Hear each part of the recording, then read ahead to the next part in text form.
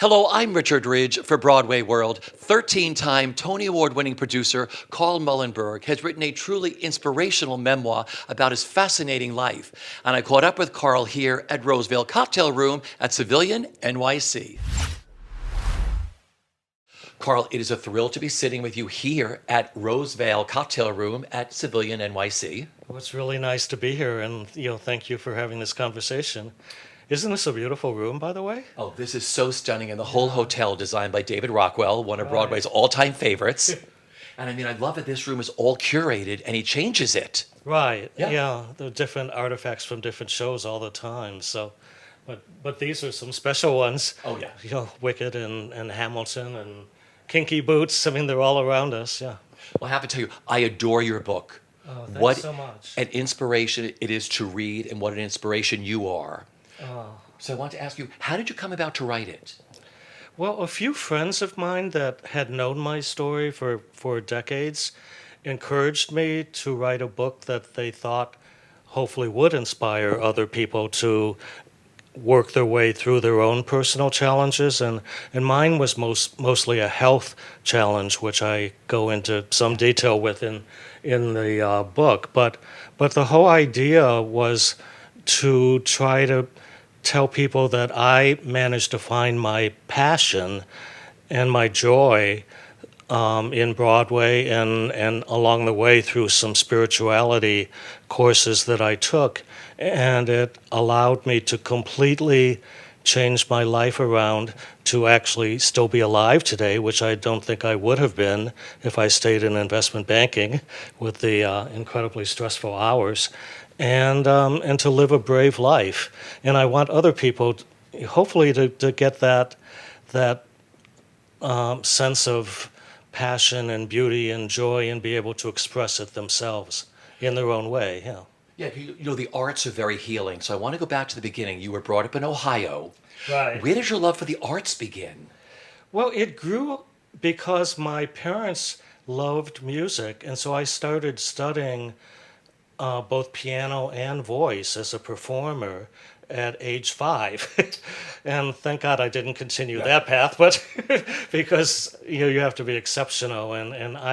But I picked up my love of music really early, and we went to the orchestra all the time, and when I got to high school and college, I sang in every ensemble that was, from 200 people to a touring group of a cappella singers. There were 15 members. So that's where my love of music started. And I actually thought about trying to move directly into that in a career, but my parents convinced me to do something they thought would be more stable, and that's how I wound up doing investment banking for a while for Morgan Stanley and Goldman Sachs and some others. Yeah. So that's a big, stressful life. Very I mean, stressful. finance, right? Very. Yeah. The hours often were from 7 in the morning to midnight, and then go home and sleep a little bit and repeat. Yeah. It was rough. Yeah. So how did you move from finance to Broadway? Well, what happened was that in the midst of my finance career, in the early 80s, no one knew before then that there was such a thing as HIV. And so I had made the very unlucky decision to come out right before that, and had almost no experience in my new life of deciding that I really was more attracted to men and wanted to be with men in that way.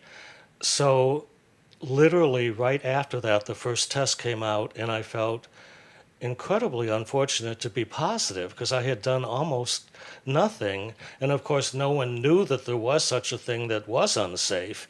So I managed to stick it out in investment banking for another 12 years. But that period of time, as you know, was just filled with fear and chaos and panic and people not knowing what caused the disease or what might cause it to spread. And a lot of my friends were getting very ill very quickly, and obviously it decimated the arts of some incredibly brilliant people. So ultimately, my T cells had declined to a point where they were virtually non-existent, and I got my first opportunistic infection in 1995. It was pneumocystis, and it wasn't clear whether I was going to make it through it, but I did. And after that, there was no going back to investment banking and the long hours and the stressfulness. So, what I, after some period of recovery from that, I started taking classes in spirituality, mostly energy related, because energy is essentially at the core of everything. So I became a Reiki master, an ordained minister. I studied meditation. I studied with a shaman who had learned in Peru. And all of this not only grounded me, but it allowed me to shift my focus outward to be able to help others as a counselor. And I actually was on the suicide prevention hotline at the Trevor Project, and a portion of the proceeds of the book are being donated to the Trevor Project, which is an incredible cause. During my time in the spirituality courses, I wound up having an incredibly momentous day on the banks of the Loire in France. Should I keep going on that? No, because what I love about this is it's a wonderful thing about the book. I mean, people have to accept when they have a life-threatening disease, Right. or illness or whatever, and you have to learn how to work through it. And that's what I love Exactly. about your book, because you found the peace with it, and you found the spirituality and the positiveness, which I think is a major factor of how you heal Absolutely. and move through something, right? And I had tremendous support from a Yeah. close group of friends, just amazing support. But but I started doing a little bit of traveling Yeah. because I hadn't had the chance to do that during Yeah. investment banking, to amazing places: Australia, New Zealand, Greece, Turkey, France, Italy, Mexico, Canada, some of the amazing national parks in the U.S.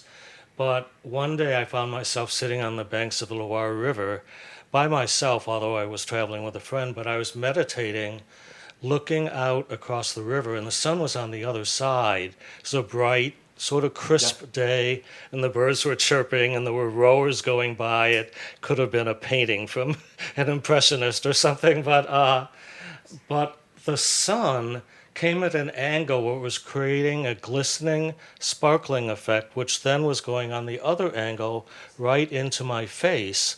And I thought, this is really kind of supernatural. But all of a sudden, I heard a deep voice in my head that I, of course, was not at all sure what it was. But after a few minutes, it clearly was some kind of a divine presence that was speaking to me in that moment. I had no idea what I was going to do with my life at that point in time. And the voice said, "You are meant to have a very long life. You will be loved and supported by many close friends, but your journey is to create beauty in the world. And that beauty we think will be expressed in the arts." So that lasted about 20 minutes, believe it or not. And I went running back to my hotel. I was keeping a diary on the trip, and I wrote down every word I could remember. And when I got back to New York, I started the journey to become a Broadway producer. And you can't just do that overnight and wave your hand and say, I'm Yeah. a Broadway producer. But that was the beginning of my transition, which has brought me so much joy I cannot tell you. I absolutely love the fact that something so joyous and passionate has come out of something that could have been despair, but Yeah. it turned around, and I had a new path.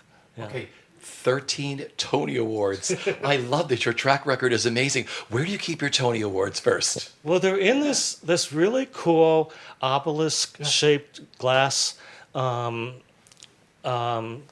place where I keep both the Tonys and important pictures of my parents, and other really most momentous acquisitions, such as they were. But they're in this beautiful case, and obviously the recognition is wonderful. No one is ever going to say I don't want to accept a Tony Award, but But my joy from doing Broadway comes from telling stories. Yeah. It's all about telling stories, something that I hope will transform people in the 2 to 3 hours we have them, or have them think about something in a different way, or they might relate something in the show to their family and create a whole new set of family talks, or they just want to discuss it with their friends because there were things that came up that were worth talking about, and that's why I do this. And you know, winning the Tony Awards is wonderful, but the joy comes from telling stories.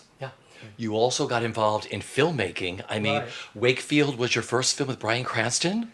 I mean, Right. wow. You know, I adore Bryan Cranston. I've done 2 plays with him, Yeah. and that film. And not only is he an absolutely brilliant actor, but he is the kindest, most generous, funny person to be around. I mean, we had our secret handshake, and I mean, I would follow him anywhere. He's such a nice person, and you could see that even on shows where I would bring people backstage, and most actors are very polite and welcoming.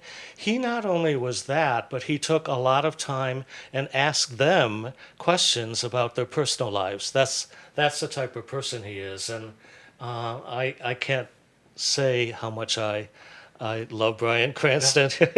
And Exploited is another wonderful film. It just came out on Blu-ray. It's just been released, which you were Right. producer and writer, co-writer on. Co-writer. I mean, wonderful psychological thriller, so beautifully done. You had a great time working on that, right? I did. Yeah. Being obviously doing a film is Yeah. a completely different process from doing theater, and I guess I like both of them for different reasons. But we had a wonderful time on the set. Yeah. I thought the actors were terrific, and there was mostly a young actor set where they were in many cases getting their first breaks in major films, and with any luck, there might be a sequel to it. We'll see. We are But thrilled. And then the Nana Project, I mean, Mercedes Rule. I mean, what, Bryan Cranston, Mercedes Rule. I mean, what a wonderful way to start the film business. I know she was such a delight to work with. Yeah.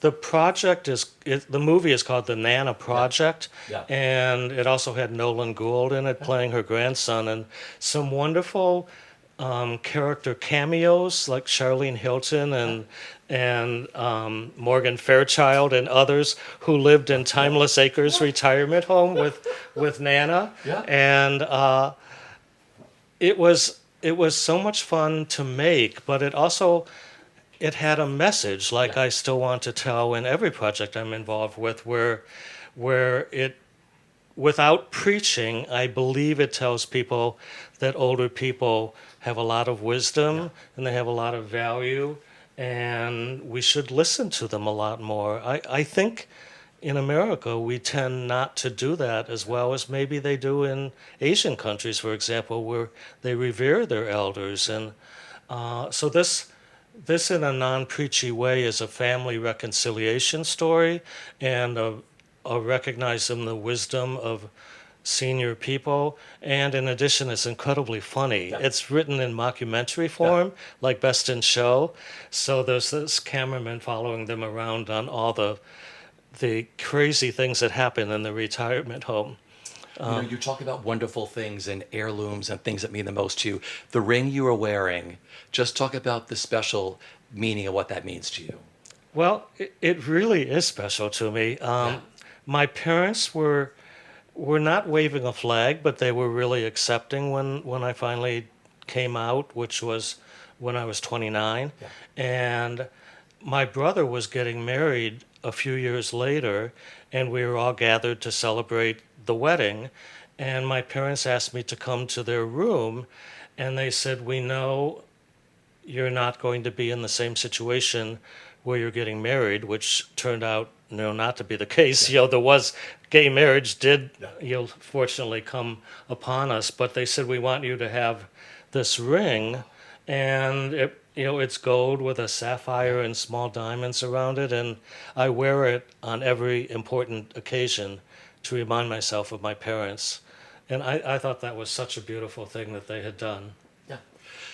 Like I said, such an inspiration, this book. What gave you the biggest joy about writing this book, and what do you hope readers take away from it? The greatest joy was having a project during COVID when a lot of people were isolated and wondering what to do with themselves. And even though I was feeling a little bit of terror because my life literally was becoming an open book and very personal things obviously inside it, but I was working on a project that I slowly but surely became convinced would be inspirational to other people. And what I want people to take away from it is to find their own passion and to live a brave life and to look for signals out there. The signals might come in the form of sitting on the banks of the Loire, or a golden bird walking down Fifth Avenue with you, or sitting in a park and hearing a divine presence through a breeze that you hear that you might believe is a whisper from God. I really believe those signs are all around us if people are willing to embrace them and accept them. I love this. So the book is available anywhere books are sold, right? Correct. Yeah. Well, like I said, you're an inspiration to so many people. Like I said, I reread the book again last night. Thank you for doing what you do, Carl. Not just for the arts, but just for how you help people and everything else. And that some of the donations from this book are going to the Trevor Project, which is really important. Well, thanks. It's been my pleasure to speak with you, and I'm very happy that this is out and in the world now. So I appreciate the time to have this conversation. Thank you for continuing to make art on Broadway.